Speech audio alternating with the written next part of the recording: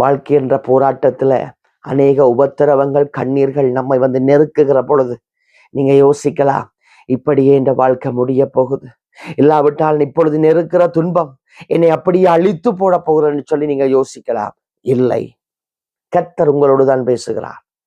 தன்னுடைய மாமனுடைய ஆடுகளை வனாந்திரத்திலே மோசே மேய்த்து கொண்டிருக்கிறார். இப்பொழுது அப்படி மேய்த்து கொண்டிருந்த மோசேக்கு ஒரு அற்புதமான காட்சியை தேவன் காண்பிக்கிறார். என்ன காட்சி தெரியுமா? முட்செடிகள் எரிந்து கொண்டிருக்கின்றன, ஆனால் அந்த முட்செடிகள் வெந்து போகவில்லை. இந்த அற்புதத்தை நான் பார்ப்பேன் என்று மோசே அங்கே கிட்ட போகிறார். அப்பொழுது அந்த எரிந்து கொண்டிருக்கிற முட்களின் நடுவில் இருந்து தேவன் மோசையோடு பேசுகிறார். எப்பவாவது நீங்க யோசிச்சிருக்கிறீங்களா, ஏன் தேவன் இப்படி எரிந்து கொண்டிருக்கிற அக்கினிமல் மத்தியிலே அந்த முட்கள் வெந்து போகாத ஒரு காட்சியை தேவன் மோசேக்கு காண்பித்திருந்தார் என்று சொல்லி? பிரியமானவர்களே, அங்கே நடுவிலே, அந்த அக்கினிகளின் நடுவிலே காணப்பட்ட முட்கள் தான் அவருடைய ஜனத்துக்கான, இஸ்ரவேல் மக்களுக்கான அடையாளம். அந்த எரிந்து கொண்டிருந்த அக்கினிதான் அந்த இஸ்ரவேல் மக்கள் எகிப்து தேசத்திலே பட்ட அத்தனை துன்பங்களுக்குமான அடையாளம்.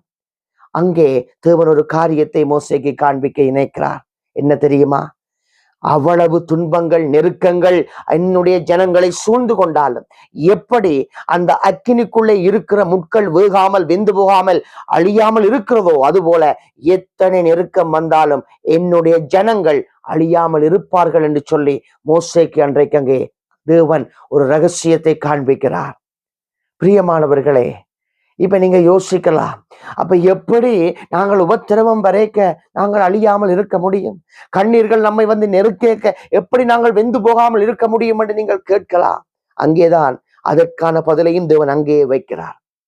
எரிந்து கொண்டிருக்கிற முட்கள் வெந்து போகவில்லை, அழிந்து போகவில்லை. ஏன் தெரியுமா?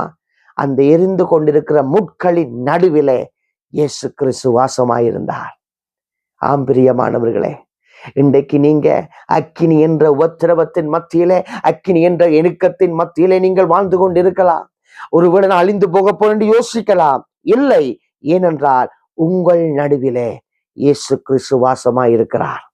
அதனாலதான் எசாயா 43:6 இப்படியாக சொல்லுகிறது. 2வது வார்த்தை இப்படி சொல்கிறது, நீ தண்ணீர்களை கடக்கும் போது நான் உன்னுடனே இருப்பேன், நீ ஆறுகளை கடக்கும் பொழுது அவைகள் உன்மேல் புரளுவதில்லை, நீ அக்கினியில் நடக்கும் போது வேகாதிருப்பாய், அக்கினி ஜுவாலை உன் பேரில் பற்றாது. ஆம் பிரியமானவர்களே, அக்கினி ஜுவாலை பற்றாதபடிக்கு, நீங்கள் அக்கினியிலே நடந்தாலும் வெந்து போகாதபடிக்கு எங்களுடைய இயேசு கூடவே வருகிறார். இயேசு உங்களை ஆசீர்வதிப்பாராக. ஆமென்.